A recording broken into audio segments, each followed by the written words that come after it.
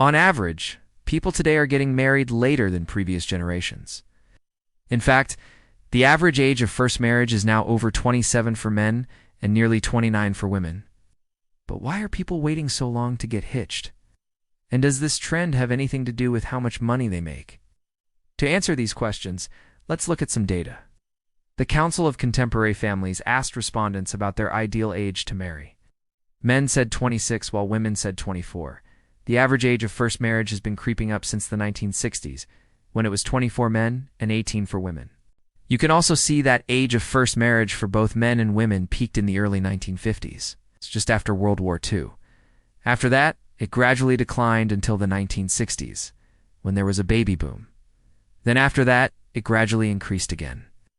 But other than two dips during and right after wars, the trend has generally been an increase in age of first marriage. So why are people marrying later? One reason is that we're getting more educated, according to data from the U.S. Census Bureau. In 1940, only 11% of women aged 15 to 24 had bachelor's degrees. By 2018, that number had risen to 34%. For men that age in the same time period, the rate went from 7% to 28%. Having a college degree is correlated with marrying later. In 2018, the median age of first marriage for women with bachelor's degrees was 28.4 compared to 25.6 for those without. For men, the numbers were 30.6 and 27.4 respectively. This makes sense because going to college takes time, and delaying marriage allows students to focus on their studies.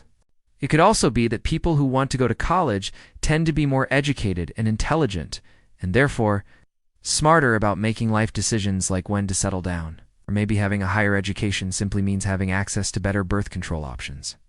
Another explanation for the delay in marriage is that people are prioritizing their careers. For many, climbing the career ladder is a lot like climbing a mountain. There's a peak you're trying to reach. Getting married and raising kids makes that climb more difficult. For example, if both spouses work, the chances of pregnancy decrease by 15% for each hour past 5 that one spouse works. So couples that choose to wait until later in life to get married are often those whose primary focus is their career. In addition to education and career, other factors that can delay marriage include living with parents, cohabitation, and divorce. As you can see, people are increasingly living with their parents longer, which may mean that they have less need or desire to get married. Cohabitation may also play a role because it provides an alternative to marriage. More and more couples are choosing to live together before tying the knot or instead of getting married altogether. If your parents got divorced, it could make you more hesitant to get married yourself. All of these trends help explain why people are getting married as young as their parents did. They don't necessarily explain why people are getting married later. Are there external forces at play here? Maybe. There's a popular theory called the M theory of marriage.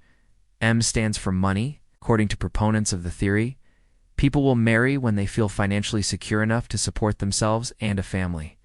The idea is that a certain income threshold needs to be reached before marriage is viable, and the theory seems to hold up. The Pew Research Center found that the percentage of adults who say they would not consider marrying someone who earns less money than them has gone from 36% in 1997 to 48% in 2016. That means that a lot more people are thinking about money when it comes to marriage. And it's not just because people are more concerned about money. They're also worried about their partner's earning potential.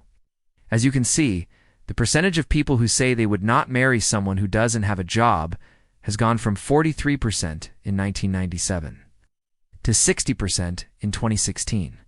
And the share saying they would marry someone earning less money than they are has gone from 45% to 71%. So what exactly is stopping everyone from reaching that magic money threshold? Well, wages haven't kept pace with inflation in the U.S. since the 1970s, and recent wage growth has gone mostly to higher earners. In fact, between 1979 and 2018, real wages for the bottom 99% of earners adjusted for inflation grew by just 10%. Ow. In contrast, wages for the top 1% grew by 65%. This is largely due to the fact that higher-skilled workers are getting paid more.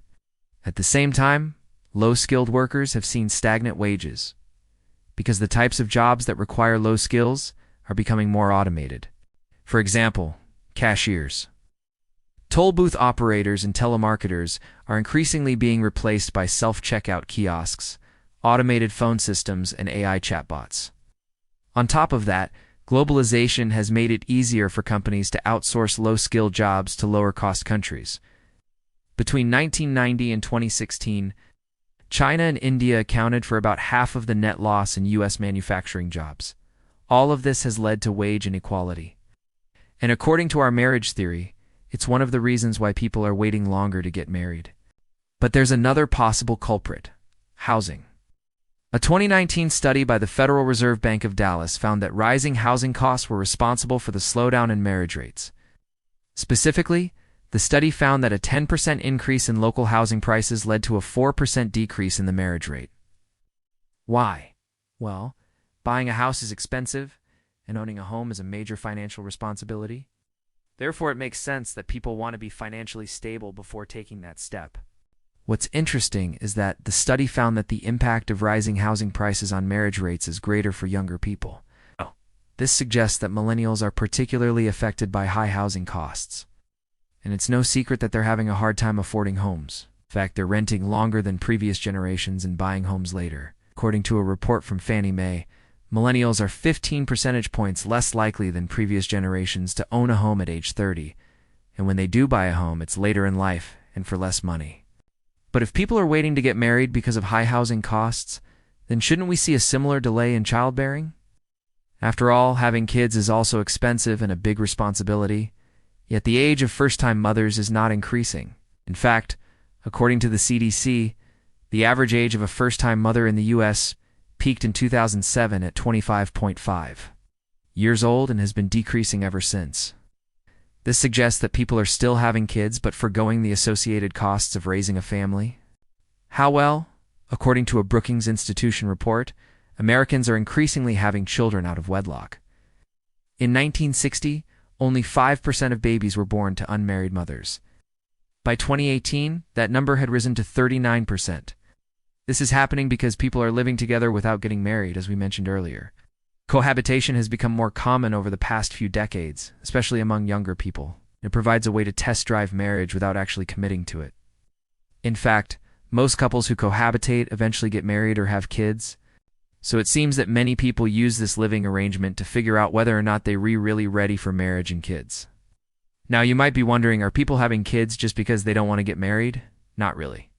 The decision to have kids is influenced by a variety of factors, including age, education, income, and whether or not they've had kids before. But having a cohabiting partner is also a strong predictor of childbearing.